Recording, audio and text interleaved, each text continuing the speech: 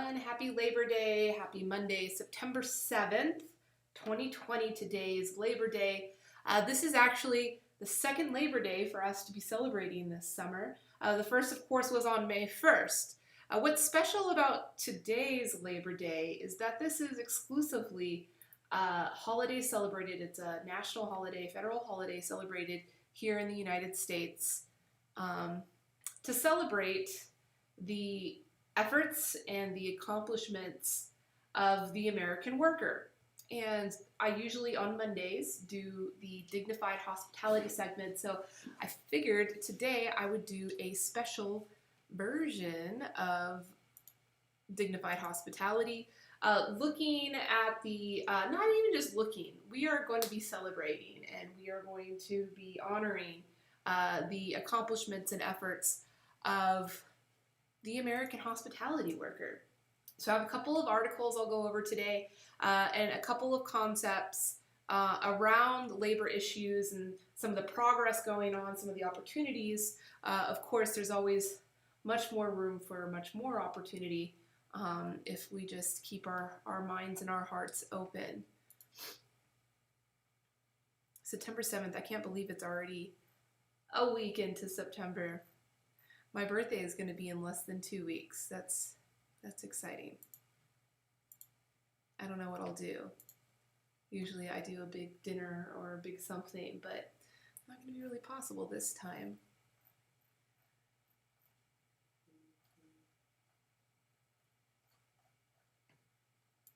Let's see. Seems that our streaming online going a little slow. So Facebook hasn't started yet. Oh, that's why. Turn that one on.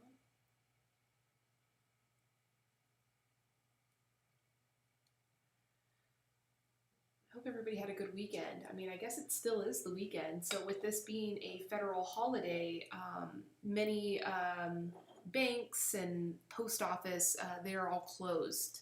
Not operating today in order to respect and honor their workers. So yeah, May 1st, I did a live stream talking about labor issues in the tea fields because May 1st is an internationally recognized Labor Day. Not so much here in the States. We don't, because we have today as our Labor Day, the first Monday of September. And so I had talked about tea farm workers, and then today what I want to talk about are the workers within the same value chain of tea, but just on the United States side. So that would mostly be the hospitality workers. That would be servers, sommeliers, cooks, chefs, restaurateurs, the whole crew of people. And there's no shortage of issues going on, especially with the pandemic and now with wildfires in California, which is a great source of agriculture products, agriculture industry for the restaurant, for the hospitality industry here in the country.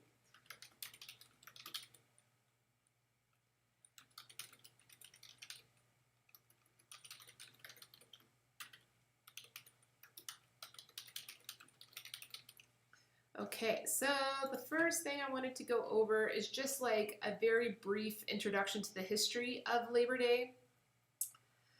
It was created by the labor movement in the late 19th century and became a federal holiday in 1894. So this is over 100 years that we've been celebrating this holiday. Growing up, just culturally, I didn't have so much of a connection to this holiday. It was just a day we got off school. It was a day that we knew everything would be closed, and culturally now it's just become kind of the last hurrah, kind of chance to get out and have some fun with the family before the fall starts.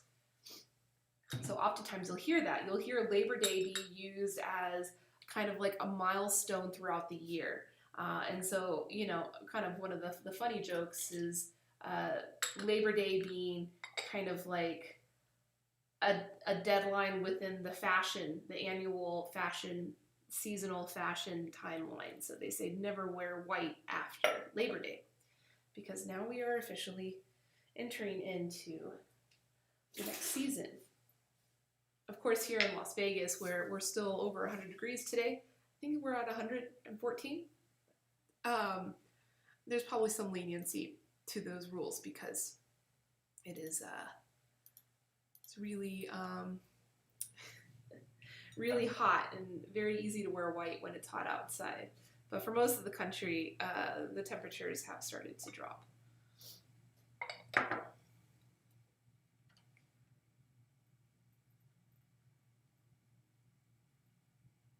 Labor Day, an annual celebration of workers and their achievements, originated during one of American labor history's most dismal chapters.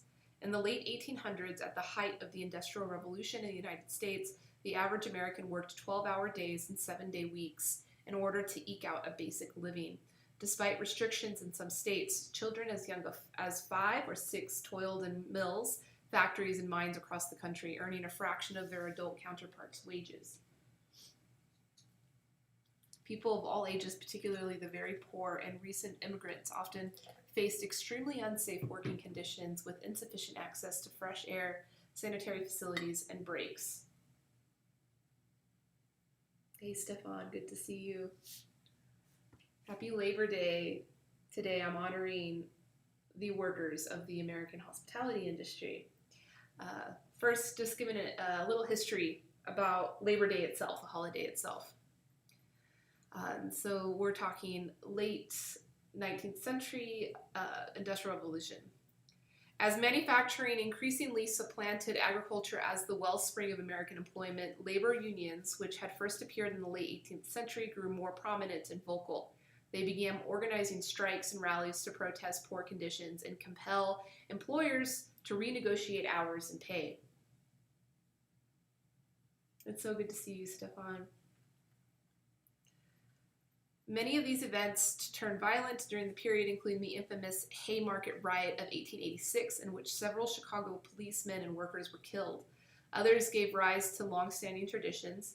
On September 5th, 1882, 10,000 workers took unpaid time off to march from City Hall to Union Square in New York City, holding the first Labor Day parade in U.S. history. That's cool. So the action in the community started before it was recognized as a federal holiday. See, so there is consequence to putting forth these efforts of, this is not necessarily protesting, but it's getting their word out, letting... We build our machines tough to outmuscle the outdoors and to keep the adventure going. Yeah, the commercial came on, that's funny. Okay, so now I want to move on to modern times, specifically with agriculture workers, because just like with the tea farm workers, they are perhaps the most marginalized in the whole equation. I'll definitely be talking more about like front of house service workers, hospitality workers that we are most connected with in our interactions with hospitality. But we cannot forget the farmers, and the farmers are dealing with some major stuff right now. And so this is an article that published literally an hour ago called "Touted as Essential, Treated as Disposable, Labor Day Anger as Migrant Farm Workers Toil Inside Wildfire Evacuation Zones." You already know it's not going to be good news, but I just wanted to share what's going on. So one, we don't forget. We know the situation. We know what's going on in the world. So that we can make better decisions as consumers, as patrons of hospitality, knowing what's going on. And maybe we can't know immediately how we can better consume to be more mindful and to celebrate those workers better. With that knowledge, we'll better know how to ask questions and further our understanding of these issues and how we can help them. So I'm going to go ahead and get started. This Labor Day, Immigrant and Workers' Rights, and again, this is published in Common Dreams, written by Kenny Stansel. This Labor Day, immigrant and workers' rights advocates are sounding the alarm in response to reports of migrant grape workers, many of whom are undocumented, being forced to work in fire evacuation zones by California growers, in a situation critics say demonstrates how some of those deemed essential at the outset of the coronavirus pandemic have been rendered disposable in the face of record-setting heat wave and extremely dangerous conditions. While the threat of flames and smoke was strong enough in Sonoma County to provoke the relocation of area residents, the county agriculture commissioner invited workers to continue laboring in the fields, doling out evacuation area access passes to dozens of agricultural producers. So this is the government enabling this very unhealthy, undignified practice among the workers. While the threat of flames and smoke was strong enough, workers were in no position to decline an offer for work, said Brown. Who was Brown again? This is the actual commissioner, agriculture commissioner. Workers were in no position to decline an offer for work, explained Brown, owing to a combination of circumstances as toxic as the ash that falls over the region's famous vineyards. One key factor underlying growers' willingness to sacrifice the health of grape pickers, explains Brown, is the profit-driven commitment to sustain the wine industry even in times of crisis, she writes. Over 4 years of massive wildfires, the wine region's agricultural commissioners worked closely with the Sonoma County Farm Bureau and Sonoma County wine growers to repeatedly gain permission to growers to harvest in wildfire evacuation zones. Smoke from wildfires can damage the delicate flavor of the region's world-famous wines. The threat of deep financial losses creates a pressing incentive to harvest as quickly as possible, even when fire and smoke risk damage to lungs, and especially during a year when yields are expected to be lower than usual and the pandemic cut down restaurant sales.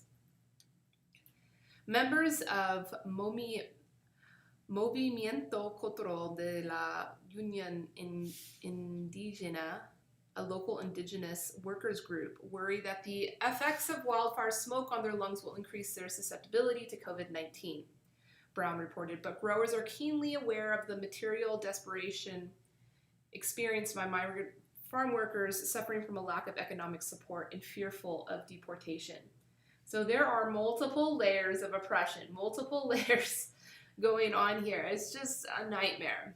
It's a nightmare. And I know that this is just one particular, they're talking about one particular industry, wine, which is probably one of the most important for hospitality, especially for fine hospitality, high quality hospitality. But, you gotta remember there's hundreds of other crops that are being produced at a very commercial scale throughout the Central Valley and the Northern California, exactly where all of these wildfires are going. And just for reference, I'm in Las Vegas, Nevada, which is probably like an 8-hour drive from these places, and our sky is completely yellow and completely smoked out today. So even we're at like very poor air quality here in Las Vegas, very far away from this place. So you can only imagine what it's like in these areas right where these fires are currently going off. On social media, United Farm Workers President Teresa Romero explained that many farm workers are excluded from some labor laws and eligible for basic supports most Americans receive. She said that President Trump has made all of this worse, terrorizing our rural communities by saying the people who feed us are somehow criminals. Strong words. Immigration rights advocate Jose Alonso Munoz juxtaposed the significant work being done by undocumented farm workers, keeping us fed during this pandemic, and the manner in which the same workers are being treated as disposable with reckless abandon. All right, so this goes on, and I don't know if I'll read it anymore. Here's another. Even when California's Democratic governor Gavin Newsom offered $500 assistance cards, fears of deportation prevented many people from obtaining the benefits because they were afraid that if they received assistance from the governor, the federal government would know and might be able to obtain information about where to find them. So they're willing to risk their own safety.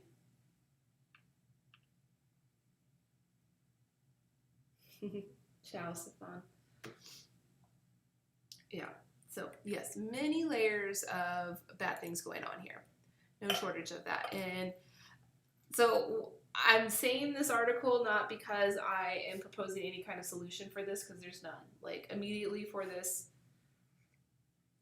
there's nothing we can do other than talk about it. You know, the more we're aware, the more we have these conversations and talk about it, and talk about it with your wine friends, especially somebody that is or claims to be a connoisseur. Because remember, connoisseurship is not about being a collector, is not about being the most knowledgeable on this subject. Being a connoisseur means that you have an interest in the nuances of something. So if someone claims to be a wine connoisseur, I would think that it's very important to let them know about what's going on here. So at least they can be aware of it, and when they buy wines, perhaps they could ask questions and find out if the wine they're buying is in alignment with what they want to be supporting. And I'm sure it does have an effect on the final product. It'll be really interesting to see how the quality and the market acceptance of these products, you know, once they're harvested and processed, if there will be any downgrade in quality. Because it says in this article that even harvesting when these fires happen can actually affect the quality of the product. So it's no good.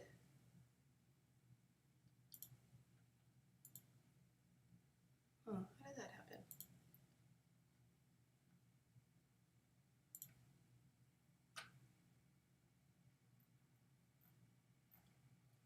Dang it.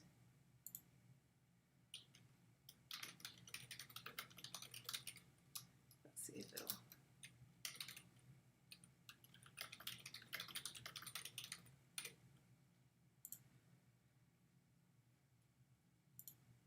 Does it live? Does it update it live? Oh, it does. Cool.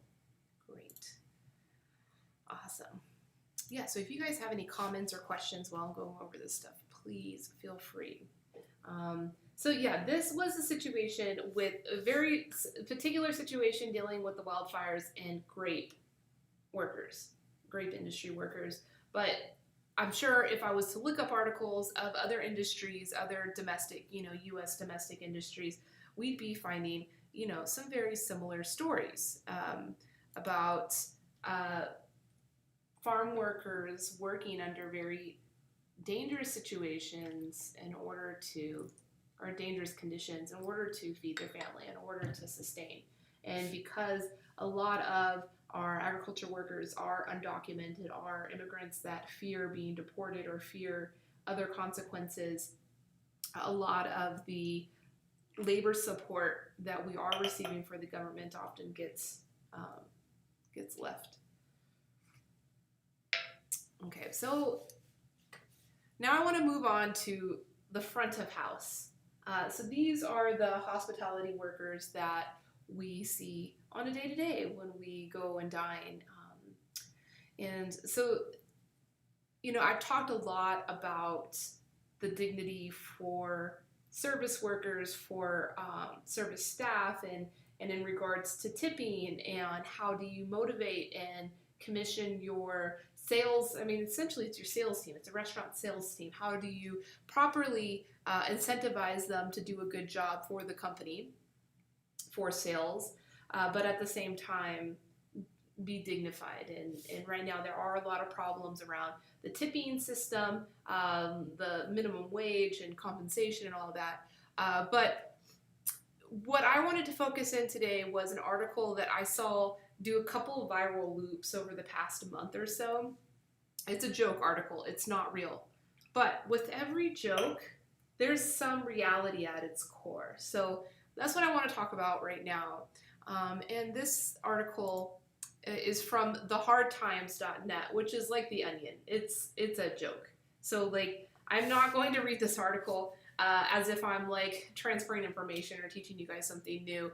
But at the heart of this joke is a very sad reality. Sad, I don't know if it's so sad. Maybe it's not so sad. For me, it's kind of sad. But it questions if there's dignity, if this is a dignified situation. The fact that this joke exists is there dignity in this career? So the title of the article is, and I'll pop it up here right now so you can see it.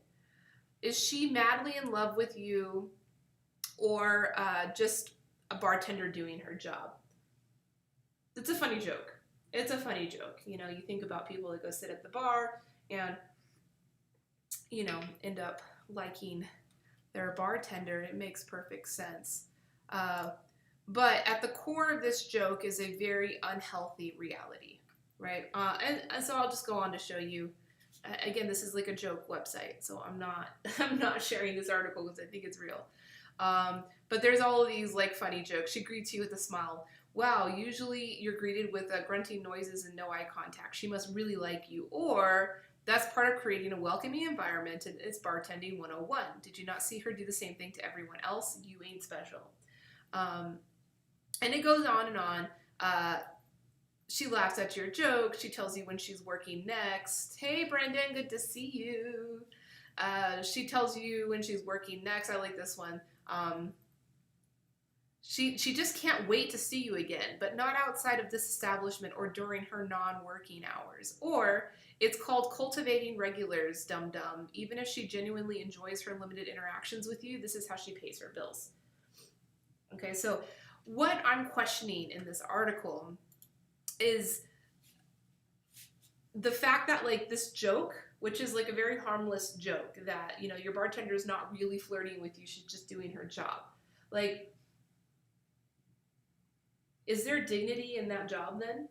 If that job is to create some kind of artificial love, some artificial, like, you know, I'm not using the word love to mean that the bartender is faking love, but it's like this like artificial sense of connection when there really is a connection there. Like there honestly is an authentic, genuine connection between a bartender and a customer, or between a waiter and the guest. There is a real connection there, but it's almost as if the entire career, especially with bartending, and especially with women bartenders, especially in Las Vegas. Like, if you want to be a female bartender in Las Vegas, and I'm not generalizing all of them, because I do know several very talented cocktail artists, a mixologist, or if you want to use a different term to attach some higher value and dignity to their position. But if you were just like out of college, or and you just want to be a bartender, you get a job at a pub here or a bar here, more than likely the culture of that establishment is going to sexualize you. You see the costumes for the bartenders at, the bars. It always involves, showing the body. And sexualizing them, even if they may themselves not be sexualized beings, like their position at that establishment has already been sexualized through the uniform, through even the culture, and through this joke. And this joke is not limited to Las Vegas. This joke is like across the board, bartenders cracking up and making fun of the dudes that think that they love them. But no, dude, I'm just doing my job. I'm fake flirting with you to do my job. And, fake flirting is harmless enough, but we're talking about dignified lives here. We're talking about careers here. There's a whole other conversation to be had about somebody genuinely finding value out of flirting for their work. But when maybe you don't want that, maybe you don't want to be acting like that, maybe you're uncomfortable, and perhaps that keeps you away from becoming a bartender or becoming a server, because you don't want to be objectified. Let's see some of these other jokes. She checks in on how you're doing and offers you water. Wow, she really cares about your well-being. That's soulmate material right there. Or, you've pounded one too many of those lavender old fashions. Handle your shit, man. I like this. The last one's the best. Does the Walmart greeter care about you? I would say that the Walmart greeter has a more authentic connection with you than your bartender does. But the capacity for an authentic connection with your bartender is far higher than the Walmart greeter. So there's something backwards there. Could you imagine if Walmart had created a culture with their greeters that they would be all beautiful young women with cleavage coming out, sexualized? Hey, welcome to Walmart. Like, that just doesn't fit. There's not money for Walmart to make off of that, but there's money to be made in a hospitality situation off of that. And again, if everything is consensual and that's the nature of that business, then that's fine. Or maybe it's not fine, but that's not what I'm talking about here. I'm talking about like a general culture over the entire industry that attaches this like artificial flirtation mechanism within the career itself, which again, for some people or for some women, may be comfortable and may be what they want to pursue.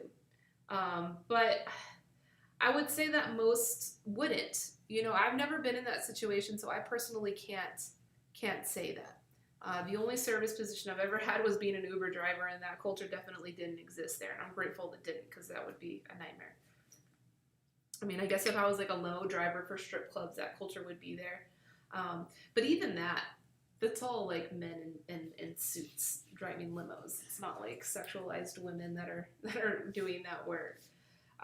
But definitely, like, I've had several friends here in Las Vegas that were working bartending jobs because they're so abundant. I mean, not right now in this moment with all the bars closed, but typically when Las Vegas is booming, that is a very good place to go find work.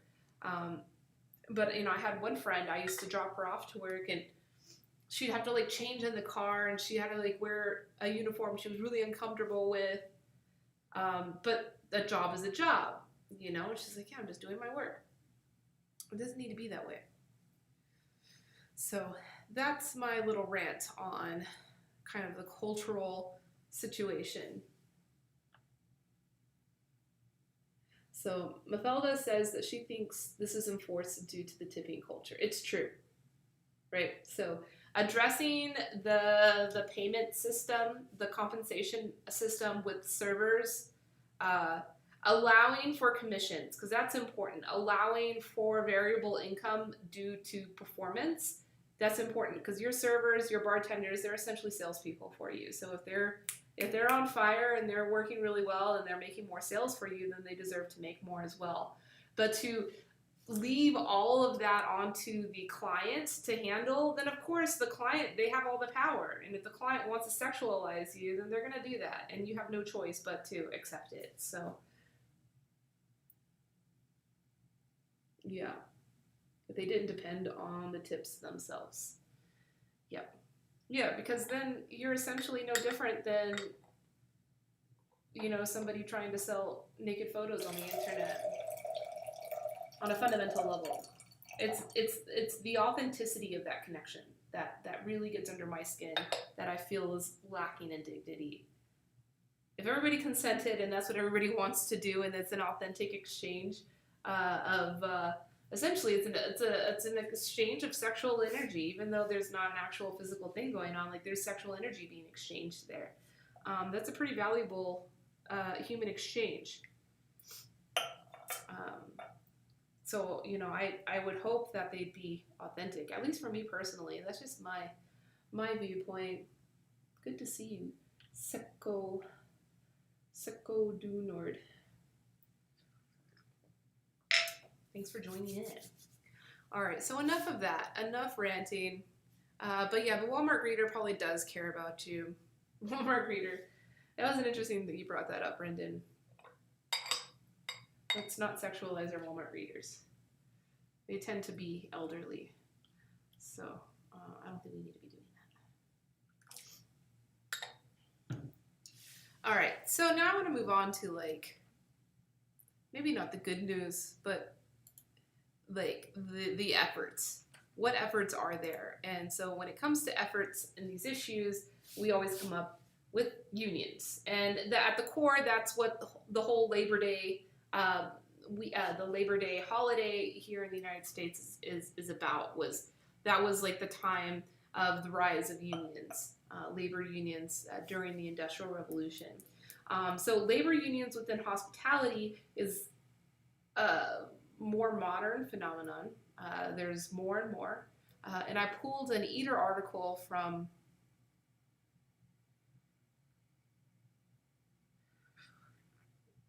So Brendan mentioned that the last place he worked had pooled tips, which fosters a bridge between the front of house and back of house.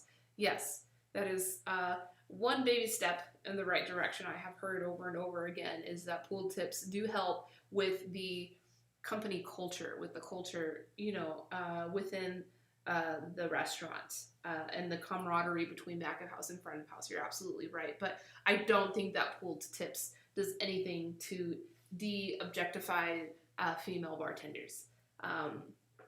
That's going to be there for a while, A female bartender, like, if they weren't relying on tips and some dude was being a douche to her, like, she could stand up for herself. More than likely, if you're a bartender, you're tough and you're going to stand up for yourself. But because they're relying on tips, they just have to accept so much of this inauthentic energy exchange. I don't like it. Don't like it at all. Okay, so labor unions. This article was from March of 2019, so relatively relevant. I guess really relevant because anything going on in the restaurant industry for the past 7 years has like exclusively been very like coronavirus centric.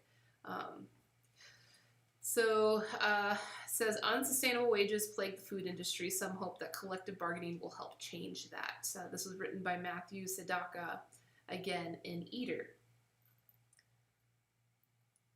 Change has gone too far at Anchor Brewing Company when management took away the employees' beer earlier this year, leading up to the eventual sale of the legacy California brewery to the Japanese behemoth Sapporo Holdings in 2017.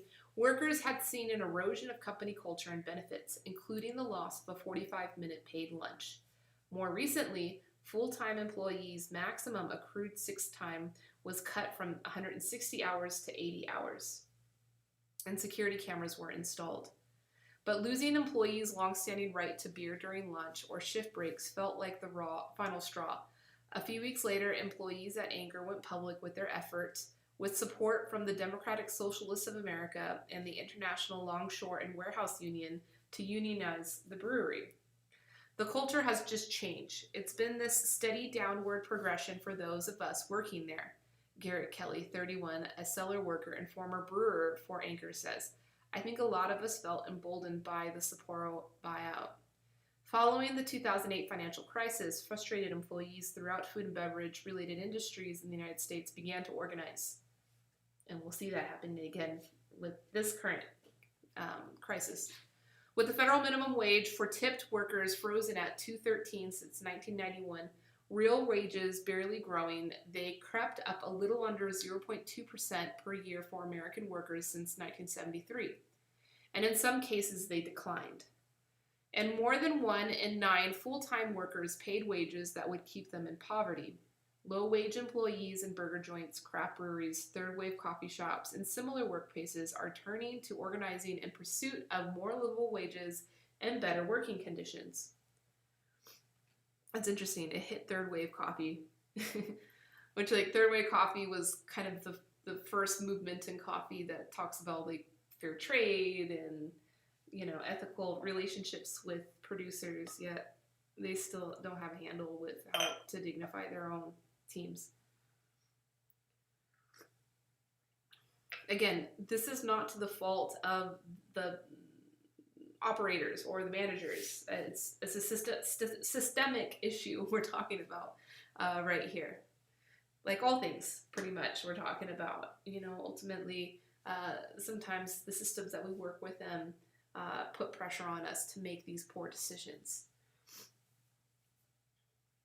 For the employees at Anchor Brewing, unionizing is means to preserve both their own livelihood and the company culture. Although the craft beer industry has exploded in the United States with over 7,000 active breweries in 2018, according to the Breweries Association, wages haven't kept up with growth.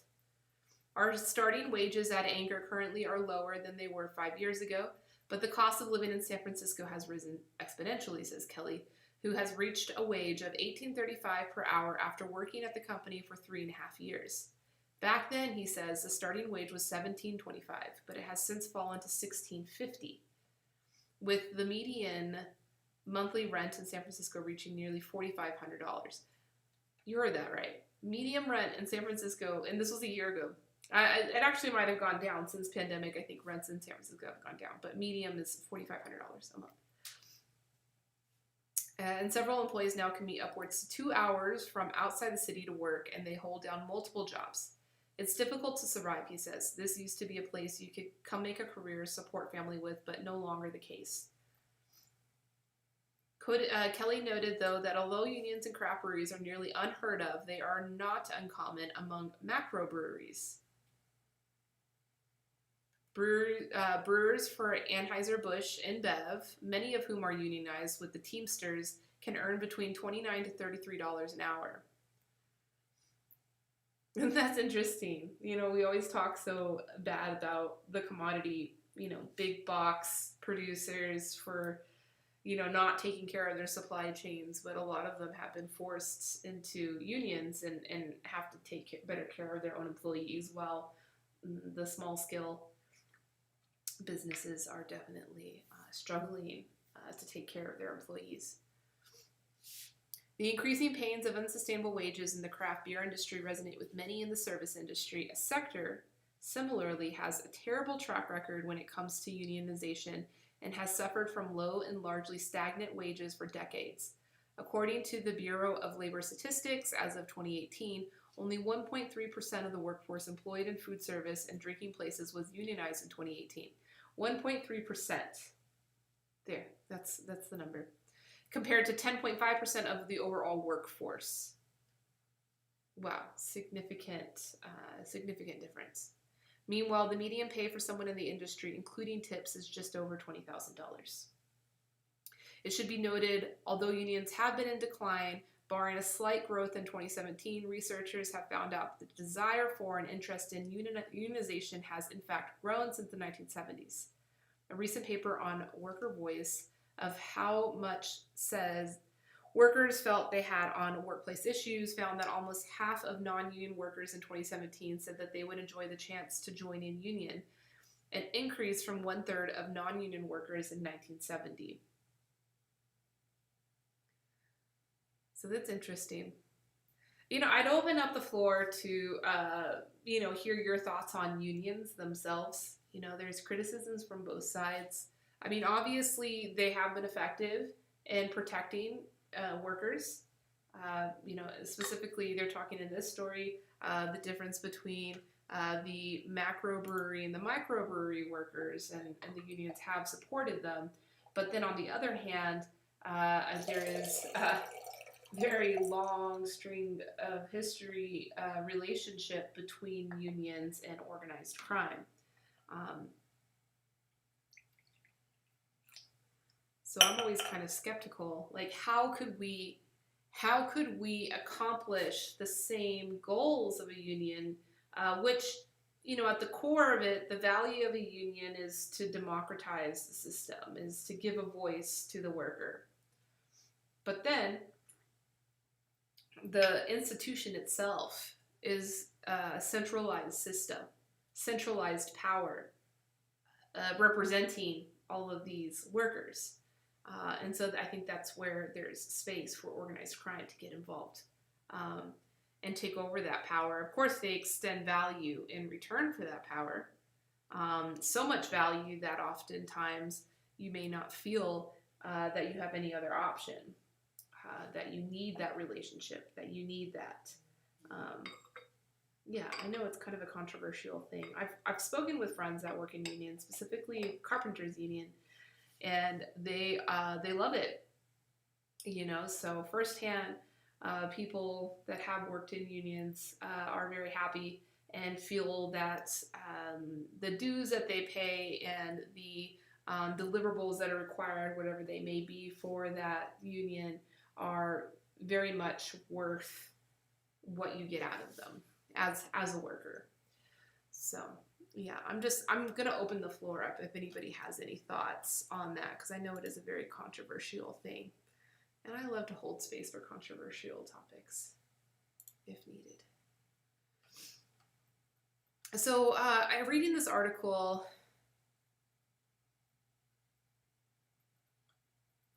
It made me question how many food unions are there and how does that system work, since unions are just now only starting to influence the hospitality industry.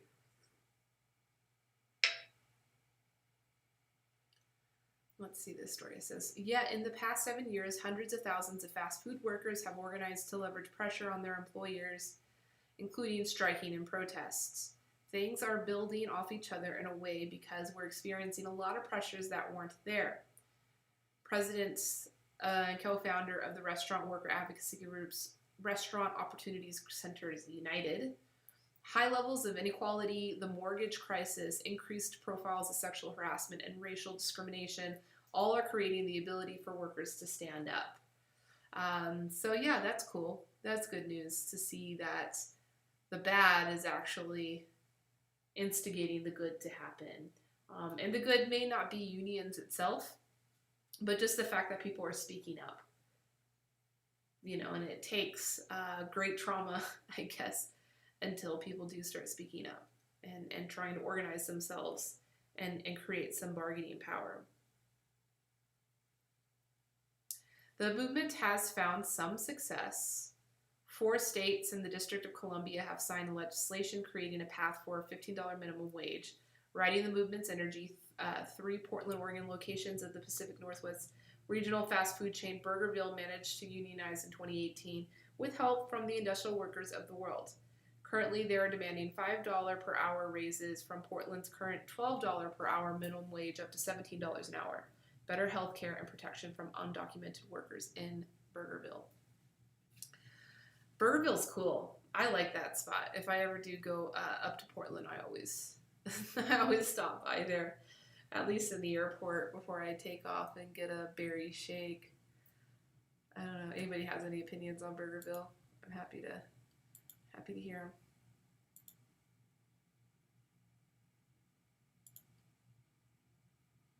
All right.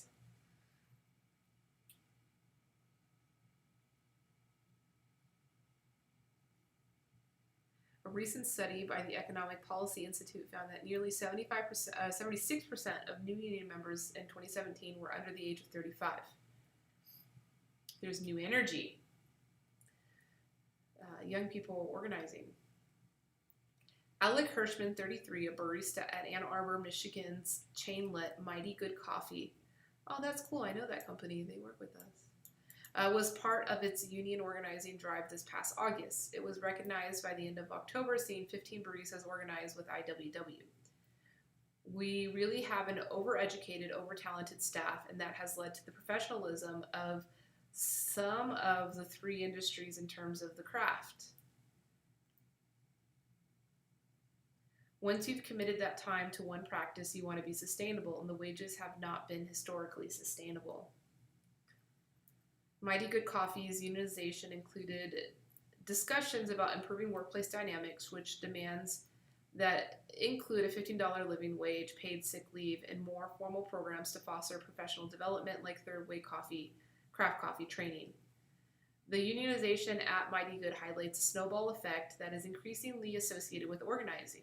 In private sector like digital media and public sector like education, union drives and strikes quickly developed from flash and pan anomalies to a growing norm.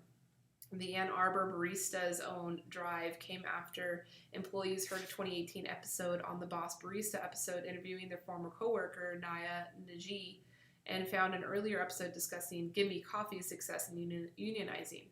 Both Hirschman and Samantha Manson, 27, one of the organizers of the Gimme Coffee Union in Ithaca, says that baristas from around the country have begun to reach out with questions on organizing in their own coffee shops. Baristas are going to get it. I really want to develop a barista council where baristas across the country set up phone calls and discuss what's going on in the workplace addressing issues, Mason says. To me, coffee is a big deal. It's not going away. Being a barista is a common job now. I had this conversation, though. I mean, okay, so this article is from over a year ago. So this is before pandemic, before, we're seeing what's going on in the restaurant industry. But I had a talk with some baristas the other week in a training, and I can't help everybody that I talk to now. I always want to talk about this whole dignified. How do we bring more dignity? What's undignified now? How do we make it more dignified? And they had a lot to say about their pride and their craft of being a barista. And really, for the most part, if you want to elevate yourself within the barista world, you have to do it independently. You're not going to be able to rely on your employer to support you in this, because it just doesn't work like that. It's kind of like entertainers here in Las Vegas, right? So you're a musician or entertainer and you're trying to get booked for gigs here in town. And you have a certain pay rate that you have your whole package, your pitch, you send to them, you say, hey, I have a big following and I'm a great performer and I will add a lot of value to your venue. And typically, at a normal market, if that venue wants to host you for a performance in their space, they will just agree, and it's a normal business transaction. But here in Las Vegas, because there is an overabundance of entertainers and an overabundance of venues, that for the most part, their revenue models are not off ticket sales, but off of alcohol sales or other entertainment sales going on. And there's so much competition of people wanting to get booked for these gigs, and so much value that has, not by the artists, but by the venue owners, so much value has been attached to exposure, that it's very hard to get paying gigs here in Las Vegas as an entertainer. And so I think the same thing is about this. Is like if you're working in a very competitive specialty coffee shop and you're not willing to invest in your own advancement or your own education, someone else will. And that employer will easily be able to advance them and not have to pay for it. In a lot of industries, the employer usually has to pay to advance their staff, their workforce.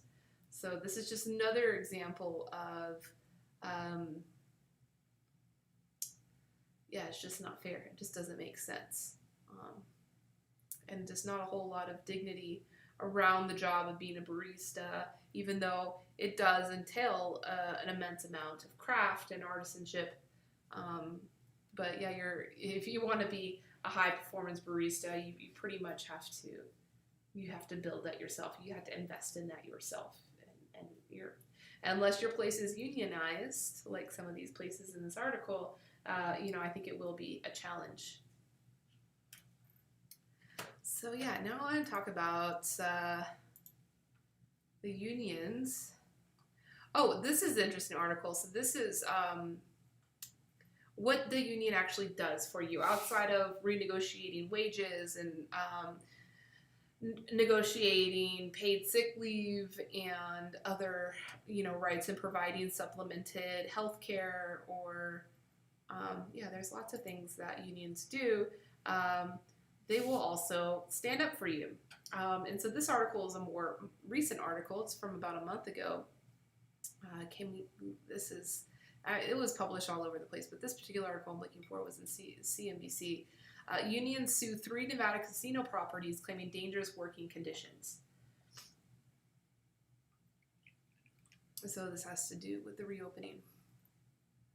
Unions represent 60,000 hospitality workers in Las Vegas and Reno, Nevada, are suing 3 casino properties based on allegations of dangerous working conditions. The lawsuit claims the companies have not sufficiently protected workers and their families from the spread of COVID-19, and that their current rules and procedures for responding to workers who contract COVID-19 have been inadequate. So this is a very relevant example of what the unions are doing for the hospitality workers here in Las Vegas, or at least some of them. They represent 60,000 workers, so that's a lot of workers. And so this union is called the Culinary Workers Local 226, and the Bartenders Union Local 165 filed the lawsuit on Monday against Harrah's Las Vegas, owned by Caesars, and the Bellagio and Signature Condos, both owned by MGM. The lawsuit claims the companies have not sufficiently protected. The lawsuit alleged the companies failed to immediately inform employees about coworkers who tested positive and only encouraged guests to wear a face mask while in public areas until June 24th. And that's true. I remember that. I went to Bellagio.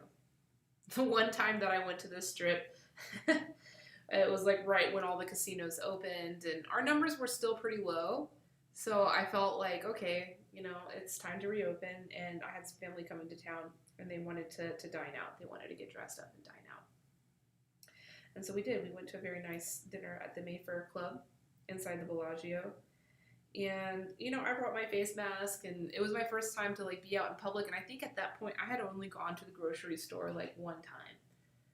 Yeah, I had gone one time. So, I wasn't so used to, what the new standards are and the social norms are with wearing a mask or social distance. But I figured, we're going to be in a casino with lots of people. I'll be, more proactive. And yeah, there was just a sign at the entrance that said masks are encouraged. And no one had a mask on. There was not a single person in that whole casino that had a mask on. And it was crowded. The dealers and all of the tables, they required you to wear a mask at the table itself. But, if you were just walking around or standing around the casino, you definitely weren't having to wear a mask.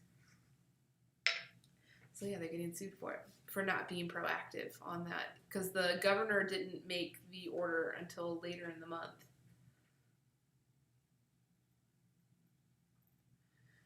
So yeah, this was just, and I don't even know what I want to see the update.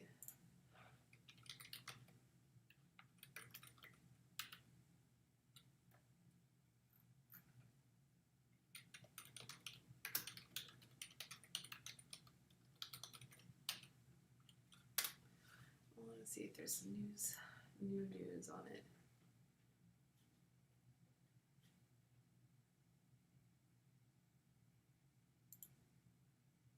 Oh, they settled. COVID-19 settlement by Culinary Union MGM Resorts was predictable. The recent withdrawal of a coronavirus safety lawsuit, also they withdrew their lawsuit. But the union isn't done yet. A resolution is not surprising. When two groups have a common goal, reasonable people will reach a consensus. The two sides entered a process of expedited arbitration on the dispute. The union and MGM Resorts also issued an announcement on the settlement this week, as the Nevada legislature recently approved the Adolfo Fernandez bill, which calls for increased worker safety at casinos. It was signed into law by Sisolak on Tuesday. Employee protection is a critical issue, not only for the workers concerned about their health and families, but for the casinos whose business relies on the public's trust that they maintain a safe environment. In June, the Culinary Union filed a lawsuit, not done yet. In one case, Sixto Zermeno, a bellman at the Signature at MGM Grand, tested positive for COVID-19 on June 11th. He tried to notify the company about the result, but was not contacted for 2 days, the union said. One of his co-workers later tested positive too. Since March 1st, at least 32 Culinary and Bartenders Union members or their family members died from COVID-19. With more than 300 hospitalizations, the union statement said. The lawsuit against resorts is just the beginning of the Culinary Union's legal efforts to make sure workers are fully protected. In June, the union wanted to see the casinos immediately shut down work areas after learning of COVID-19 cases, to initiate adequate contact tracing, to identify employees who worked with an employee who tested positive for COVID-19, and to immediately inform employees a positive test among their coworkers. Bill takes action. The recent approved Adolfo Fernandez bill is the first in its nation legislation to protect all workers in the hospitality industry in Las Vegas and Reno, the union said. Adolfo Fernandez contracted COVID-19 after working as a utility porter at Caesar's Palace. He died in June. The bill calls for enhanced cleaning, social distancing, free testing, paid time off while workers are in quarantine or while waiting for COVID test results and temperature checks for workers. All casinos will provide detailed plans of action of when a worker contracts COVID-19 or is exposed to someone with the virus, and the casinos will provide safety training for all employees. There will also be regular inspections of resorts and hotels by hotel officials. So something came of it, and it's not over yet. I'm sure that there's still more that, we'll see from this story. But that's what the unions do. They do protect and represent the small guys.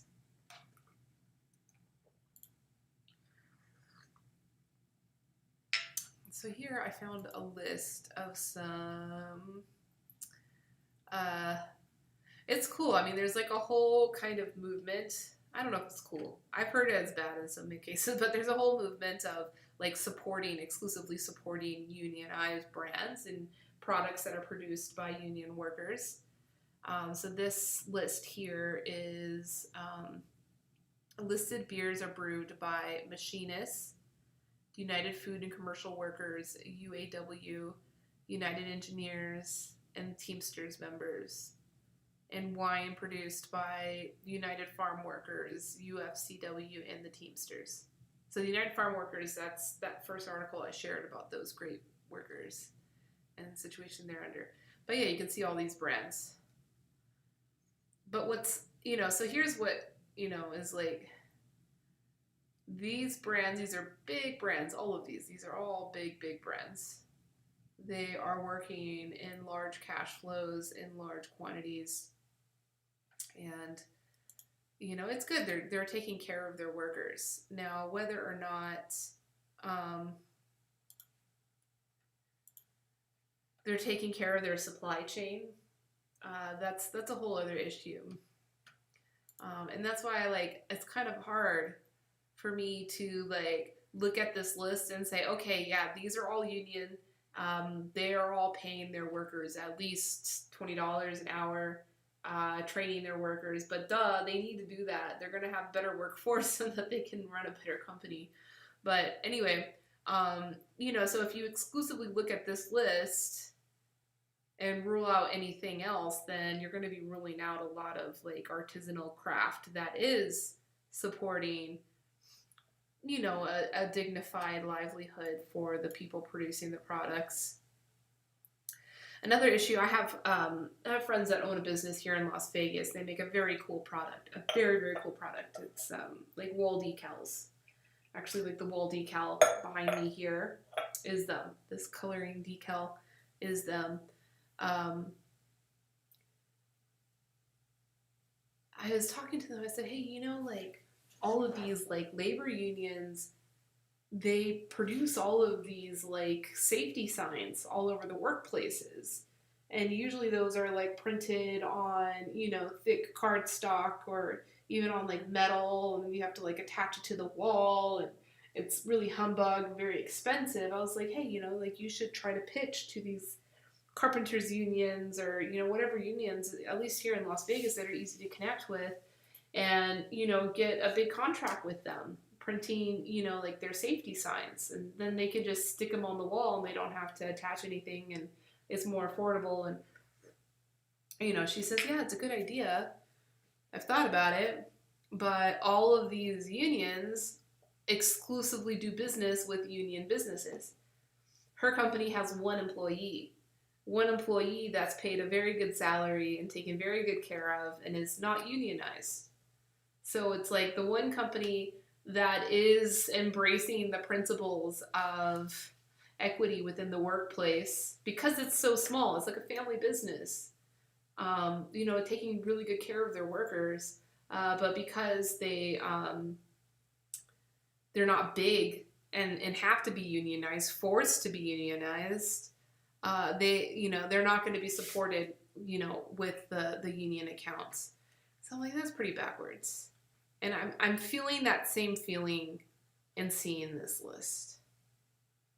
It's really disheartening.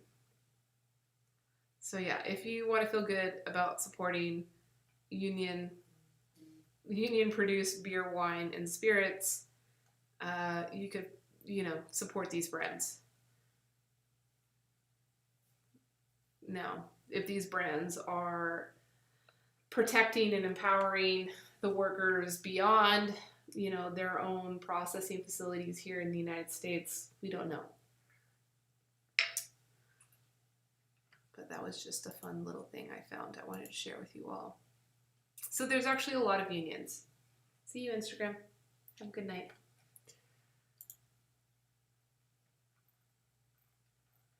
Yeah, so I've been blabbing on for about an hour now. I think I'm good. I mean, I was gonna look into the website of this United Farm Workers. This is the organization that is dealing with those grape farmers, those grape farm workers I was talking about. So it's cool, this is their website. They have resources for the HEROES Act. And this is, the HEROES Act is in regards to COVID relief for essential workers.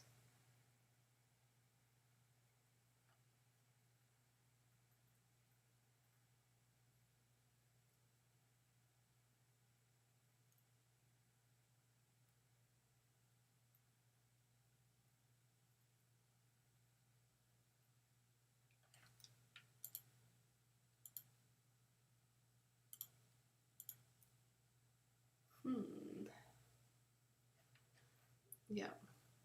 So yeah, it's cool. They are doing the civic engagement. So not only are they doing the work themselves, they're trying to empower their members and people that want to support them, how to speak up to their senators about the HEROES Act. I feel like the HEROES Act already got voted on. It didn't make it through. I think they couldn't agree on things.